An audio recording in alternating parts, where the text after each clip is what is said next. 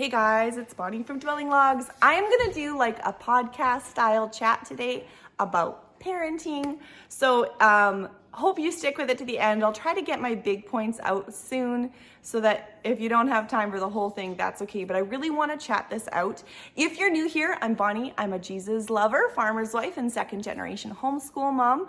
I just share whatever's going on. And I just so happen to be in like the last few weeks, I've been getting compliments on my kids, you guys. So my head is full, big, and I was just thinking through, what is it about my kids that make them nice kids? I'm gonna do that in quotation marks because I don't like those labels. I don't like saying good, bad, nice, not nice. I think each isolated situation doesn't have to be like the next. I think you can be naughty and maybe the next time you're out, you can be totally nice. So let's not put labels on things.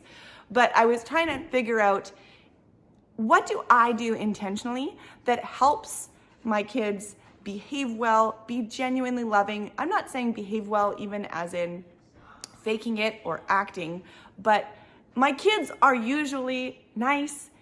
They know how to be around people. They, the pleases and the thank yous, the manners that we instill in them, as well as they're just super fun loving kids.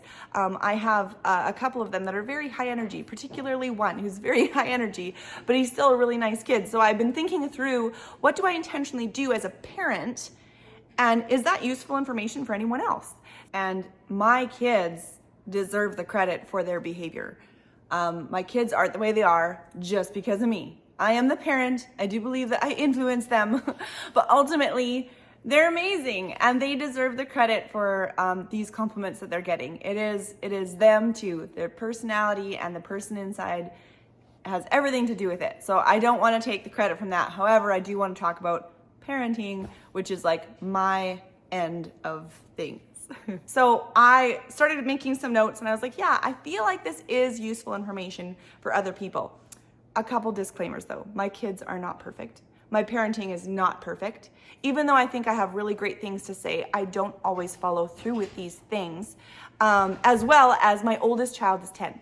So teenager parent, I am not. We are just entering into the preteen years. I might talk a little bit about teens at the end because I was just talking about teenage years with my mom. But I really don't have advice to teen moms. That is another level. Maybe I'll have some wisdom on that later. But I just want to talk through some of the things that we intentionally do as a family or in our parenting style that have really benefited our home and ultimately, the ultimate goal, benefited our children's lives as well. Okay, quickly, I want to go over discipline and consequences because I don't want to talk about it a ton, but I'll just give you guys a snapshot of my opinion. I think that discipline is important. I think that consequences are important. However you navigate that, I think that the biggest thing is follow through for those consequences. And paired with that would be, do not threaten consequences or present consequences that you cannot follow through on. If you've promised your bestie that you're bringing the birthday cake to the party, you can't go to your kid and say, you better get your room clean or else we're not going. Because you're obligated to go, you won't follow through. And what sometimes happens is we pull out the big guns, we make these big consequences and it works. And then we keep doing it. But as soon as that does, is like any kind of not follow through is just not good. That's my opinion. It's a pretty strong opinion. Just listening back to, I also want to add that there could be situations where grace is needed too. Like God is the ultimate example of, what a good father is, what a good parent is. And there is grace as well. So as much as my opinion is strong about follow through and whatnot, situation by situation, sometimes grace is the route to go as well. So put that in your back pocket. So in a nutshell, that is pretty much my opinion on discipline and consequences. I do believe that discipline and consequences must be part of parenting. That's just my opinion. Okay, so the number one thing that I would have to say is super duper important in parenting, to me, to my style of parenting. I think it should be important to everybody's parenting. Okay, number one is prayer. Number two, I'm gonna talk about the number two thing. The number two thing is modeling. We need to model for our children. behavior and attitudes. Attitudes is probably the toughest one to model. Oftentimes we'll maybe have like a week. There's ebbs and flows. We might have a week where I notice that my kids' attitudes aren't really good, or maybe they're getting grumpy but then staying grumpy. It's like something wrecks their day because they got upset about it or whatever.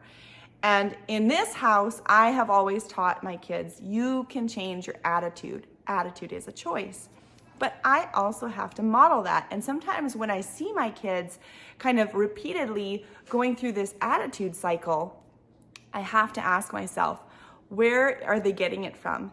And when I look at my own behavior that they've been watching for the last week or month, or maybe it's just today, or maybe it's been for a while, I can often find that attitude in myself.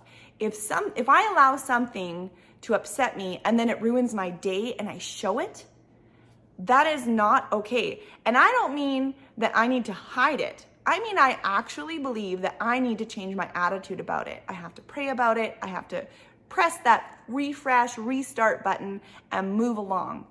And I mean, obviously everyone's circumstances are different and there are things that can really ruin your day, goodness. But on the little day-to-day things, when you see your kids experience things that shouldn't ruin their day, but they're taking those feelings and they're holding on to those feelings, they're being grumpy all day, maybe they're bad attitude towards their siblings or bad attitude to you or whatever, the first place I look is here. Am I modeling that? Because oftentimes that's what's going on. And if I am really trying to be good with my attitude, like in my personal life, if I'm just saying, Lord, please help me with my attitude. I gotta like fresh start this. I gotta restart this, take away the grumpiness, take away the sadness, take away the depression, whatever it is. I find that if I'm on a roll, my kids are on a roll. Like we really lead the way with this whole modeling thing. And I find that when I'm out and about and I will see another family with kids that I think, ooh, that behavior, I'm not really sure about that. It's often things like grumpiness or getting too upset about something, maybe getting angry. You know, when you get upset, do you get angry? Do you slam cupboards? Do you yell?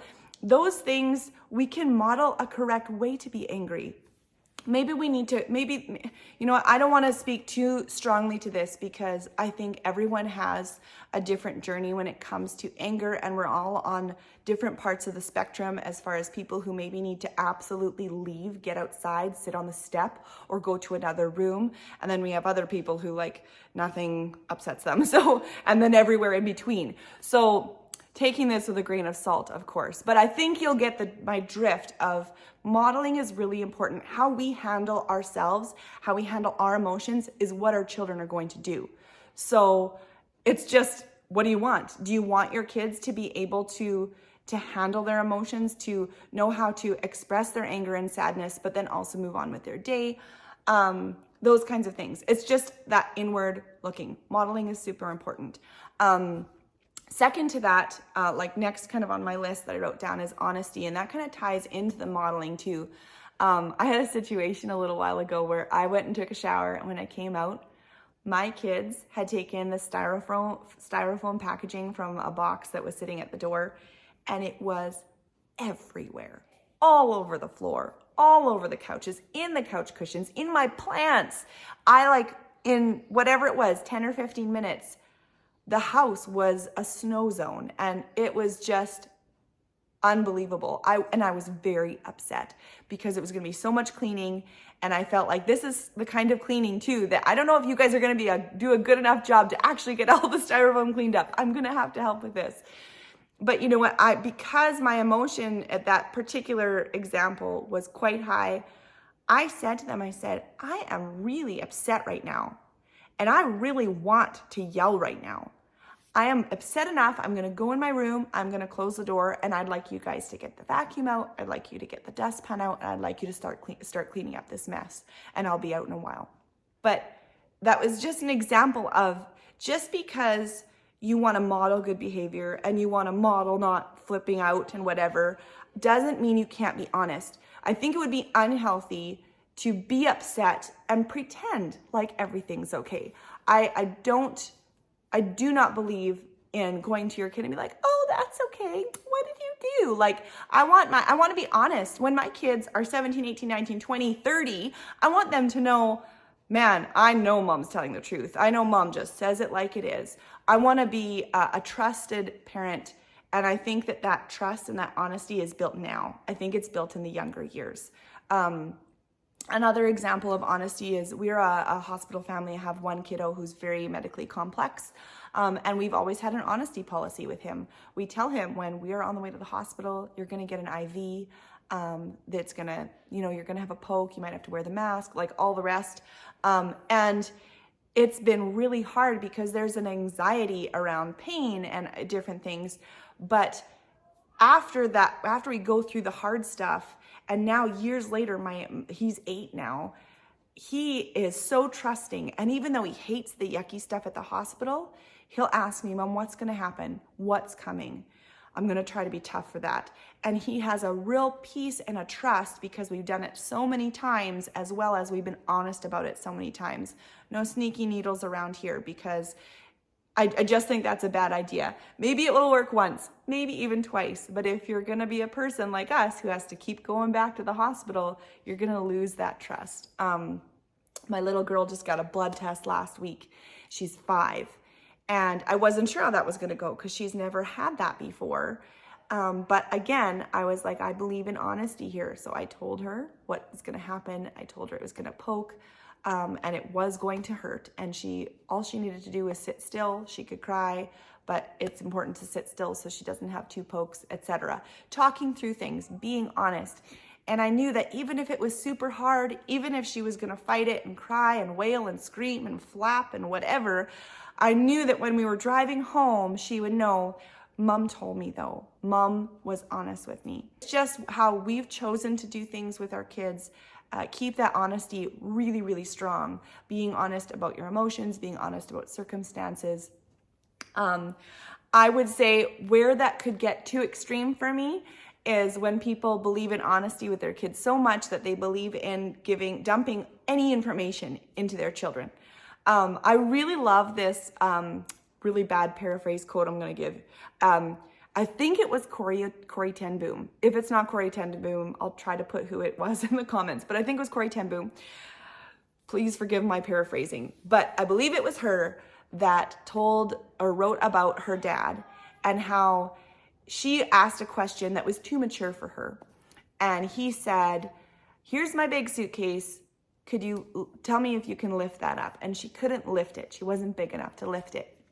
And his story for her, his analogy was, some things in life, when you're this big, are too heavy for you to carry. When you're older, you will be able to carry it. So right now, I'm not going to tell you the answer to that question, but when you're older, I will, because you'll be able to handle it.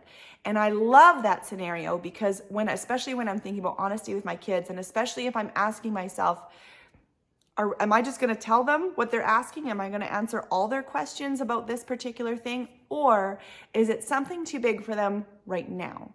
Is this something that we're going to wait for later?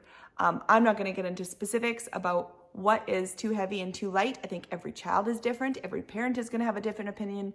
And yeah, so that is something you have to kind of weigh on your own. You're the parent. You're probably the best judge for what that's going to be. But I love that scenario, and I love pairing that with thinking about honesty so that we can kind of have a bit of a guide on how honest is too honest and whatnot. So anyway, I think you guys get the point. Okay, the next one on my list, which also ties into that, is attitude. I mean, we talked a lot about attitude with the modeling, but attitude, maybe I mentioned it already. I've always told my kids attitude is a choice. You can have a bad attitude about it, but you can also choose to have a good attitude about it. If I say, hey, you guys go feed the chickens, it's your chore time. My kids, if they're like, fine, I expect more. So I will stop, I will go to them, try to get on eye level with them, and I'll say, this is your chore, this is our family, we need to work together to get things done. These chickens rely on us to take care of them. So I need you to have a good attitude about it. Even if you don't really feel like putting on your boots or your winter clothes to go all the way out there, your attitude is a choice right now. You could go out there grumpy and you could just hate it the whole time. It's going to be like 5 minutes to go and give them their food. Or if you chose to have a good attitude about it, you might even enjoy the walk. You might enjoy the fresh air. You might enjoy petting a chicken and enjoy the walk back. And then you could be like really happy when you come in and be excited and tell mommy that you finished your chore.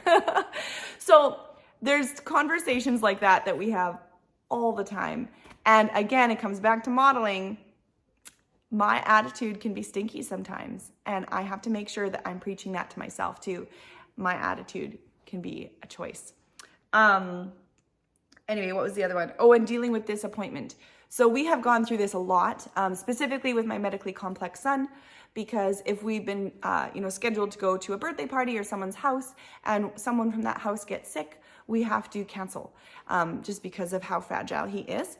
And so my kids have dealt with disappointment a lot, which is maybe an unfair comparison because I think we have dealt with it more than other families. So my kids deal with disappointment really well, but we've had practice. So I think disappointment is a really hard one. It's hard for us adults too. There's different levels of disappointment, but disappointment can make us sad. And being angry or grumpy is easy to correct because it's like, no, that's a choice. But being sad isn't always a choice. And so I think that that's just been something that we've slowly navigated through.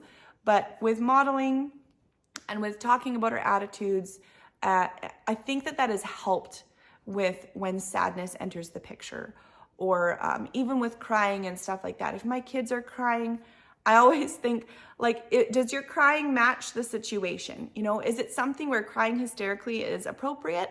Absolutely. If you break your elbow, man, scream if you want. I don't care. But I always encourage them to tell me what is wrong and see if their emotions match the situation.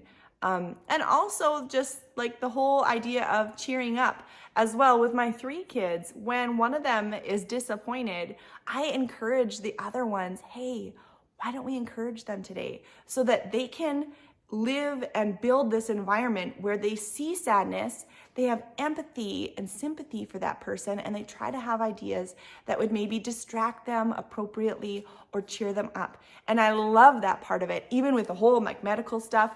The amount of times that my oldest son would say to my medically complex son, you can do it, good job, or let's bring him a toy or something. The other kids can really learn that beautiful empathy and joyfulness and the ministry, actually, while they're young. And we got to take those opportunities. If we don't remember to use those opportunities, when they come, we'll forget to teach them, because it's usually in specific scenarios that you can really just teach that loving kindness, those acts of service, words of encouragement.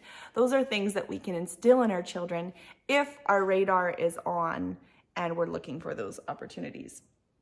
I will just share here, I'm going to share a reel that I shared about a year ago maybe on Instagram, and it's in a nutshell. These are really practical things that I really do say, these statements that are a really great habit to get in. 2 phrases I say to my kids to build foundational life skills. Make a plan and find a way. I say these intentionally to foster independence and also to enhance their problem-solving skills. My goal is to help them with critical thinking and problem-solving skills, not only with physical things that they have to do like chores, but also getting along with each other and building those social problem-solving skills as well. We have lots of conversations about when is a good time to try things by yourself and when is a good time to come and get mommy. So just to expand on that a little bit, I do like to foster independence with also making sure that my kids feel safe, loved, like they have support. So I definitely want to give them help if they need it, but I do want to find opportunities for them to practice to be independent. So things like make a plan would be for things more relational. We use that phrase a little bit more. So if both the kids want to play with the same toy, make a plan. I even when my kids were very small, I encouraged, instead of going and putting out fires and settling everything for them, well, you have it 5 minutes, you have it 5 minutes, I would say to them, make a plan. Let's talk about it. Would you like to set a timer? Would you like to take turns? Would you like to play with it together? When they were really little, I would try to teach them how to solve it themselves. Not solve their arguments by mom will figure out what's fair. I wanted them to talk about what would be fair. And sometimes when my kids were younger, like quite a bit younger, the oldest one would sometimes get the better end of the deal because they would do all the talking and the planning and the little ones would be like, So sometimes I might step in or sometimes I might just leave it because it's them working it out themselves. This was a huge benefit because what I see in children who do not have those skills is they cannot figure out how to get along, how to play appropriately, or do the tasks that they need to do without an adult stepping in. And we live in an era where we're very helicopter parent focused. We're not in the era that's like, go to the park, come back at sunset. We don't really do that anymore. Someone would probably call the police if they saw little kids walking around by themselves, like they did like when I was a kid. We didn't have cell phones or contact with our parents at all until we came home. So there's an element there that is changing in this generation of mothers where we step in a lot because we're always around and we have brilliant ideas and we know what to do quite often. So we need to specifically and intentionally, or I have found that I have needed to specifically and intentionally teach my kids how to work out problems themselves. How can you be at the playground and work things out when there's an argument or when someone else wants their way that's different than your way, et cetera, et cetera. So make a plan, really good. Key phrase, we have said it a lot. I'm talking young. I'm talking like first verbal ability, 2, 3 years old. And we still use it. My kids are older now. And the second one, find a way, is mostly used when there are things that my kids are asking for that I know they can do. So sometimes if we've had a long day and they're tired, I'm going to probably assist them. But there are certain things that if I keep doing it, they never learn how to do it themselves. I had like that little video clip of my little girl cutting some celery. I got her this cute child-safe knife set for her birthday last year. And she loves cutting vegetables, it turns out. And that's just a way of her being able to do things herself, get a stool for the cup in the cupboard. She doesn't always have to say, Mom, can you reach that? If there's a stool nearby, she can go get it. And that simple phrase, find a way, it's just like this habit that the kids are like, okay, I'm gonna look around my environment, see if I can do this and figure this out myself. This is a big key for if you're a homeschooling family, because if you're a homeschooling family like us, I'm at the table, I'm doing math, or I'm heavy into grammar explanation or science or something. And when the little ones need something, it's like a ping pong ball everywhere. And so the find a way phrase is really, really key because you need to foster independence in your kids. If your kids know how to spread their peanut butter on their own toast, they can do that at a really young age. If you don't mind the counter getting messy, your 2-year-old could spread their own peanut butter toast. They can know where the bread is. They could get a little stool up to the counter and they could be making themselves breakfast or a snack if you facilitate that. Not that they have to do that all the time, but if you're a homeschooling family like me, doing independent things, especially in the kitchen, has been really key for me not having to be the ping pong ball. So find a way is just this great phrase. I actually got it from a friend of mine who she was having the same thing. She really wanted her child to just use thinking and their own skills rather than, oh, you do it. Can you do it? Can you help me? Because that can that's appropriate sometimes, but it can be a downward spiral where the kids, they just don't want to do it. It's just their little lazy bone talking. So anyway, find a way is a very key phrase. I really like that reel. I feel like it's like, yeah, these 2 phrases could change your life, could change your parenting, could change your kids. Okay, so wrapping up to my last thing is praise. Praise is way more important than discipline, in my opinion. I was like, at the beginning of the video, I was like, discipline, I believe in it, absolutely. But praise, you guys, like praising your kids, making sure that you're taking time to say, good job. I really try, and I don't always succeed, but I really try to make sure that I'm praising my children more than I'm critiquing them or asking them to do something or whatnot, or changing your attitude or whatever, all the things that we've talked about. Praise is so much more important. And what's cool is when you're in a really good habit of giving praise, you'll start to hear that from your kids. That is one compliment that I've gotten, trying to stay humble here, is that my oldest is really good at praising other people when they're doing a good job, getting out of his own head and his own zone and saying, wow, that's really nice. Good job. It starts with siblings. You can facilitate that right in your own home so that your siblings don't have to be enemies. Siblings don't have to fight all the time. I don't like that stereotype. I don't think at all that it has to be that way. And I think one of the things that can help fight against that is to teach our kids praise. And I don't want to say being complimentary, because I don't think that flattery is what we're after, but saying encouraging words to each other, it goes so far. And there are certain personalities where a word of praise will go so much farther than any kind of consequence that you could offer. So I think that is really important, and it's important too for our kids that we're making sure that they hear it. There's some kids who are just busy, and when you say, oh, good job, buddy, like they don't even hear you. So there are sometimes, like I'm thinking of one specific child of mine where it's important that I stop them and I say, hey, buddy, and I get right eye contact and I say, good job, you did fantastic just now. Same with attitude adjustments. As soon as if you ask your kids to have an attitude adjustment and they do, that deserves a thank you. Thank you for adjusting your attitude. Okay, I feel like that's about all the wisdom I have to share at the moment. And I share it humbly. Like, I'm so aware that there are so many different families with different styles, with different circumstances, with different pasts, with different issues, with different children, with different personalities, learning disabilities, all the things. I'm very aware of that. But I do think that there is a few core things in here that I do intentionally that could relate to other families as well. So I did want to share. Everything was going around my brain. There, I got it all out. I hope this video was encouraging and helpful. Please don't be discouraged. Don't be overwhelmed at all.